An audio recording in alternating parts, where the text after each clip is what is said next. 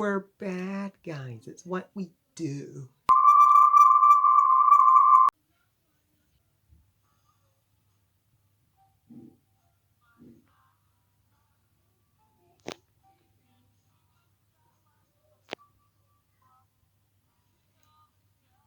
Suicide Squad, directed by David Ayer, and is the third installment in the DCU overall, as well as the second DCU movie to be released in 2016 after Batman vs Superman. Geez, 5 years ago. Suicide Squad tells the story taking place after the events of Man of Steel and Batman vs Superman, and without Superman, Gotham City has especially taken a beating with the rise of the supernatural ancient being, the Enchantress. She plots to reunite with her brother and overthrow humanity by unleashing her army. Amanda Waller has captured all of Gotham's deadliest supervillains, and she forms this anti-villain team that she names a Suicide Squad under the command of Rick Flag to defeat the Enchantress and save the world. And now I am reviewing the 2016 Suicide Squad as the sequel. The Suicide Squad is currently playing in theatres, and if you're a US moviegoer, you will also get to see it on HBO Max. Before I review that's a sequel which has been raved about to be a colossal improvement over this movie. I may get to see the sequel this weekend with my sister. Fingers crossed. I thought I would take a look back at the original Suicide Squad and to just to see how it compares to the sequel. Suicide Squad has always been considered the elephant in the room of the DCU, and has always been ranked as a lower tier DCU movie by critics and DC fans alike. In They put it at the bottom, just with movies like Batman vs Superman, Wonder Woman 1984, and Josh Whedon's Justice League. But I am flabbergasted by the constant hate and backlash that Suicide Squad receives, despite this being the DCU's most panned movie to date, with a alarmingly low rating of just 27% on Rotten Tomatoes. I still don't get that at all. Suicide Squad to me is still the definition of a blast, and one fun comic book extravaganza from beginning to end. But this Suicide Squad is not a perfect movie. I can't deny. I mean, of course, David Ayer did have his original cut of the movie, but Warner Brothers and DC did interfere, and so David Ayer and Warner Brothers had to come to a compromise between half of the movie he wanted to make and half of the movie they wanted to make. So iconic scenes from the trailer, like the Joker saying, "I can't wait to show you my toys," are not in the movie. Uh, so I do hope that someday we get the Ayer cut for Suicide Squad, if Zack Snyder can get permission to do his Snyder cut. I don't see why David Ayer can't. And look, how much more beloved Zack Snyder's Justice League is in comparison to Whedon's. Yeah, I mean, David Ayer, I admit, made some mistakes when uh, during Suicide Squad's premiere.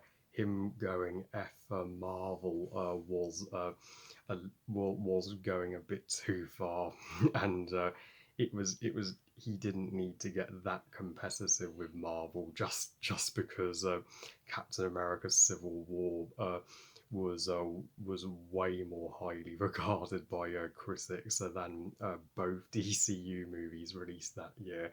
But I still think while Suicide Squad is one of the weaker DCU installments, the only one I would put it above is Batman versus Superman. Yet it's still awesome. There is no such thing as a bad DCU movie, in my opinion, even if I uh, favour some over others. And you can see I have my Harley Quinn action figure with me today, as well as my Batman shirt, so just to get the DC vibes going for this review. But I never had a single dull moment watching Suicide Squad, and despite what the critics say, I still find an alarming number of positives with this movie. It's it's actually original.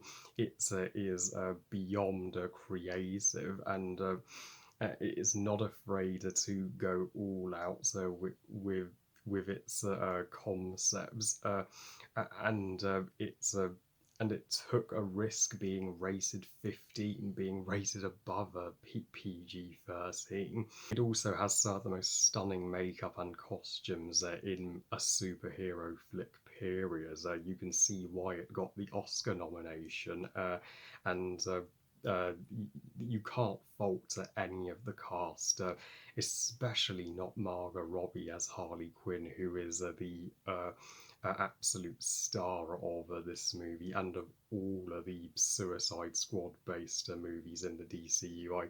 I'm especially hyped to see what she does next in the sequel. Yeah, I think Margot Robbie's Harley Quinn is now becoming my DCEU crush, even more so than Gal Gadot's Wonder Woman. She's just that lovable. Yes, she may be the Joker's girlfriend, but Birds of Prey established her as a misunderstood and corrupted innocent young woman. So watching Birds of Prey, you will find it easier to root for Harley here, and Margot Robbie is everything you would want a perfect movie version of Harley Quinn to be. She gets the voice to a total T. Puddin', and what you gonna do to me, Mr. J? Harley Quinn, pleased to meet you. She seems nice. She has the most memorable lines of dialogue in the movie, and and and she uh, and she also captures the naive and playful sides of the character, as well as the hardcore badass side. I never thought I would see a movie where Harley Quinn would actually outshine her boyfriend, the Joker. But this movie officially made Harley Quinn the fan favourites of the two Joker characters from DC, and uh, Will Smith also as Deadshot. So that this is one of Will Smith's best performances in donkey's years. So yeah, Deadshot had one of the most compelling arcs, with him, being a assassin while at the same time trying to be the best father he could to his daughter and trying to hide his criminal life from his daughter. Though he was kind of an unlikable jerk for wanting his daughter to leave her mum and come and just live with him forever. I mean, she's got to have a balance of both parents in her life, uh, and and yes, Jared Leto's Joker may be my least favourite cinematic Joker, but what are my thoughts on him now? He's all right. Uh, I mean, he's a serviceable Joker, but he just doesn't go the extra mile like Joaquin Phoenix or Heath Ledger or even Mark Hamill. And it's a shame that the scenes with him from the Ayer cut were not included in the cut that we got. So because I think he would have been more beloved if that was the case. But the flashback scenes with him and Harley give Harley the best storyline in the film, and they are uh, perfectly executed, and it would have made way more sense to make the Joker the main antagonist than the Enchantress. Yeah, making the Enchantress the villain uh, is my number one flaw with Suicide Squad. Uh, the Enchantress would have worked so much better as a member of the Suicide Squad team going up against the Joker. And Vocara Delevingne does perform the role extremely well, and Owen Guitara kicks a major ass too. After having her husband taken from her, she had to learn to be rehabilitated by going on this mission with the team, and to learn to trust the people again. And there's a really wholesome storyline that gets overlooked by the haters of this movie, with Rick Flagon conflicted about going up against the Enchantress after she possesses the love of his life's body, and and also Ben Affleck's Batman does make a cameo in the Harley and Deadshot flashback. So with his, which is called Batman, is the one that brings all the Suicide Squad members to Amanda Waller, and Viola Davis as Amanda Waller. Wow, what a queen! She is such a ruthless, tough, take no shit character, and and and she, Margot Robbie, and Will Smith make a Suicide Squad special. I even didn't mind Jai Courtney as Captain Boomerang. I mean, this is the only good performance that he's ever given, and also the makeup on Killer Croc is just a killer. It looks that's freaking awesome, and the fire guy, I can never remember his name, but his backstory was the most tragic in the movie, with him unintentionally uh, burning down his house, and his family in the process, and and Harley does take a liking to him, and comforts him in the bar scene in the second half of the movie. So the team, by going on this mission, do uh, legit grow and learn to become better people. So